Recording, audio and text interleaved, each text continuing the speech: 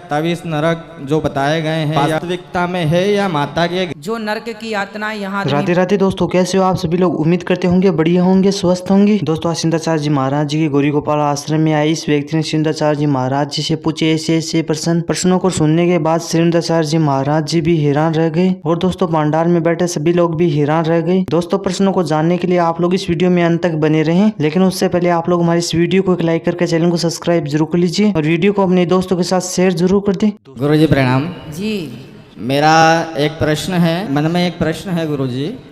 जैसे कहा जाता है कि आत्मा अमर है, कभी मरती नहीं, एक शरीर को त्याग करती है और दूसरे शरीर को धारण कर लेती है। ठीक है। अब प्रश्न ये उठता है गुरुजी, गरुड़ पुराण में वर्णन आया है 285 दिन की यात्रा है जिसमें उसे सभी नरकों को पार करके और कष्ट भोगना पड़ता है, अपने कर्म दंडों का उसको फल भोगना पड़ता है। कई विद्वानों से मैंने पूछा तो उनका कहना है कि भगवान इतने वहाँ पर फ्री नहीं बैठे कि सबको अपने अपने कर्म दंडों के अनुसार फल दें। वो माता के गर्भ में ही उसे सारे फल की प्राप्ति हो जाती है और इसी जीवन में उसे सारे फल की प्राप्ति हो जाती है। तो गुरुजी ये जो गरुड़ पुराण में वर्णन आया है, क्या 27 नरक जो बताए गए हैं या जितने भी वहाँ पर नगर बताए गए हैं जहाँ शीत वर्षा होती है या पत्थरों की वर्षा होती है या अंधकूप हैं, तो वो सारी चीज़ें वास्तविकता में है या माता के गर्भ में जो कष्ट मिलते हैं किसी प्राणी को, उसका वर्णन किसी न किसी रूप में किया गया है? ये आपसे मेरा प्रश्न है गुरुजी। देखिए भागवत जी में भी ये वर्णन है। शास्त्र इस बारे में दो बातें कहते हैं, अत्रैव स्वर्गः अत्रैव नरकः। एक तो ये कहते हैं यहाँ ही स्वर्ग है यहाँ ही नरक है। पहला, हॉस्पिटल में जाके सरकारी वार्ड में आप जाके देख लीजिए, जो नरक की यातनाएं यहाँ आदमी तड़प रहा है, परेशान है, वो नरक की यातनाएं हैं। दूसरा, यही स्वर्ग है, आदमी धन धान्य से संपन्न है, यही सब आनंद ले रहा है, स्वर्ग भी यही देखने को मिलता है। जो सुखी है उसे हम स्वर्ग में माने, जो दुखी है उसे हम नरक में माने। कई लोगों को खाने को, आपके पास इतना खाने को है कि आपके कुत्ते भी महंगे महंगे बिस्किट खा रहे हैं। कई लोगों के पास ऐसा है कि उनके ही पेट भरने के लिए 2 वक्त की रोटी नहीं है। तो एक दृष्टि से तो यहाँ स्वर्ग यहीं नरक हमें यहाँ सब देखने को मिल रहा, परंतु एक वहाँ भी है। माँ के गर्भ में तो 9 महीने के लिए बच्चा जब आता है तो वहाँ कष्ट तो मिलता ही है। जन्मत मरत दुस्सह दुख होई, लिखा है गोस्वामी जी ने। दुख तो बहुत होता है, पर जो नरक हैं, रौरव महारौरव अंध्रता मिश्र कुंभीपाक काल सूत्र असिपत्र वन सूकर मुख, ऐसे 28 प्रकार के जो नरक हैं वो अलग हैं।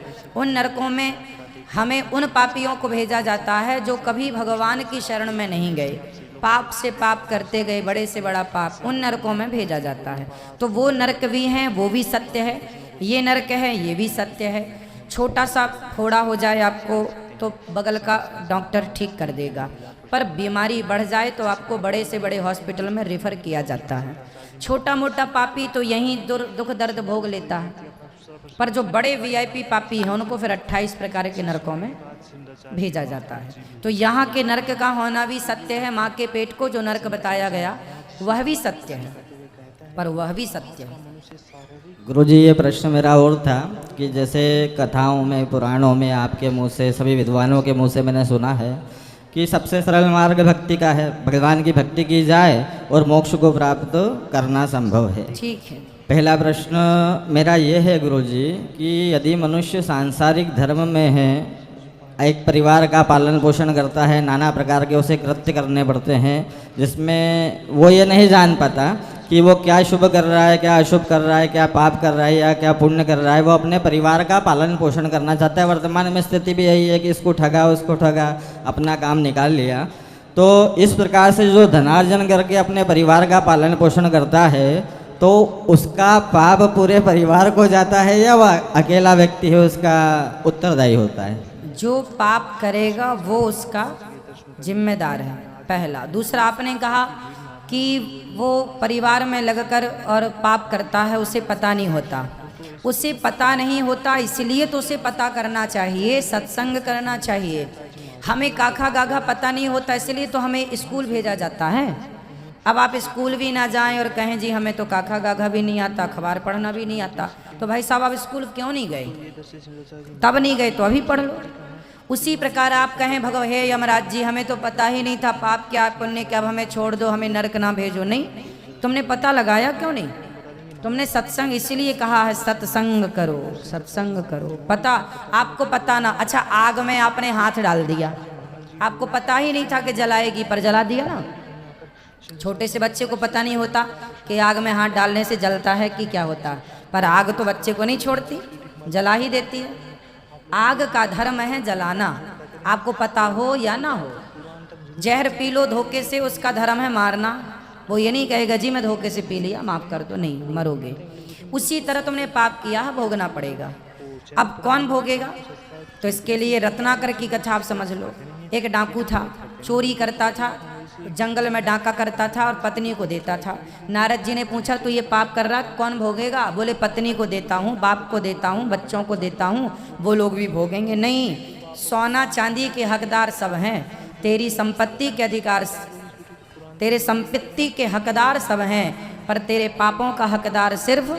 दोस्तों, जैसे कि आप सभी लोगों ने आज हमारी इस लाइव वीडियो के माध्यम से सिंधाचार्य जी महाराज जी की धमाकेदार प्रश्नोत्तरी सुनी, जिसको सुनने मुझे लगता है कि आप लोग भी हैरान रह गए होंगे। क्योंकि दोस्तों, जैसे कि आप सभी लोगों ने हमारी इस लाइव वीडियो के माध्यम से इस व्यक्ति के प्रश्न सुने होंगे, जिसे सुनने के बाद महाराज जी भी हैरान रह गए। दोस्तों, आज इस व्यक्ति ने सिंधाचार्य जी महाराज जी से ऐसे ऐसे प्रश्न किए, जिसे सुनने के बाद महाराज जी भी हैरान रह गए। जैसे कि आप सभी लोगों ने आज इस व्यक्ति के प्रश्नों को सुने। दोस्तों, जैसे कि आप सभी लोगों ने हमारी इस लाइव वीडियो के माध्यम से इस व्यक्ति का पहला प्रश्न सुना और समझा, जिसके माध्यम से इस व्यक्ति ने कहा था कि कहा जाता है कि आत्मा अमर है, वो कभी मरती नहीं, वो एक शरीर को त्याग कर दूसरे शरीर में चली जाती है। जैसे आप सभी लोगों ने हमारी इस लाइव वीडियो के माध्यम से इस व्यक्ति का ये प्रश्न सुना, जिसे सुनने के बाद सिंधाचार्य जी महाराज जी ने इस व्यक्ति को सिंधाचार्य जी महाराज जी ने बहुत ज्यादा सुंदर तरीके से जवाब दिया। ये व्यक्ति अपने प्रथम प्रश्न का जवाब जानने के बाद बहुत ज्यादा खुश और प्रसन्न हो गया। दोस्तों, जिसके बाद इस व्यक्ति ने सिंधाचार्य जी महाराज जी से अपना दूसरा प्रश्न किया, जिसे सुनने के बाद महाराज जी भी हैरान। दोस्तों, जैसे आप सभी लोगों ने हमारी इस वीडियो के माध्यम से इस व्यक्ति का दूसरा भी प्रश्न सुना होगा। दोस्तों, इस व्यक्ति का दूसरा प्रश्न सुनने के बाद सिंधाचार्य जी महाराज जी ने इस व्यक्ति को बहुत ज्यादा सुंदर तरीके से जवाब दिया। दोस्तों, जैसे आप सभी लोगों ने हमारी इस वीडियो के माध्यम से सिंधाचार्य जी महाराज जी का जवाब सुना।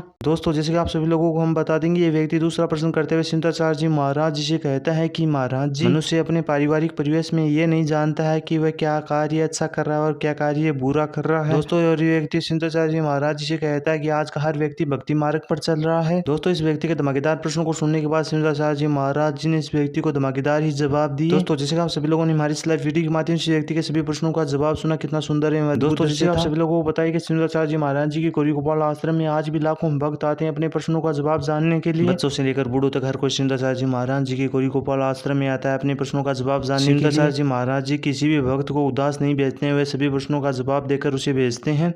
दोस्तों, जैसे आप सभी लोगों को बताइए, महाराज जी के गौरी गोपाल आश्रम में आने वाला व्यक्ति खुश होकर ही जाता है। दोस्तों, आप सभी लोगों को सिंधाचार्य जी महाराज जी की गौरी गोपाल आश्रम से भागवत कथा कैसी लगती है कमेंट करके जो बताएं। दोस्तों, इस वीडियो के माध्यम से दी गई जानकारी आप लोगों को थोड़ी सी पसंद आई है तो इस वीडियो को लाइक करके चैनल को सब्सक्राइब जरूर कर लीजिए। दोस्तों, आज हमारी सुंदर और धमाकेदार वीडियो को अपने दोस्तों के साथ शेयर जरूर कर दें। दोस्तों, आप सभी लोगों को मिलते हैं अगले से सुंदर और धमाकेदार वीडियो में, तब तक के लिए सभी भाई और बहनों को राधे राधे।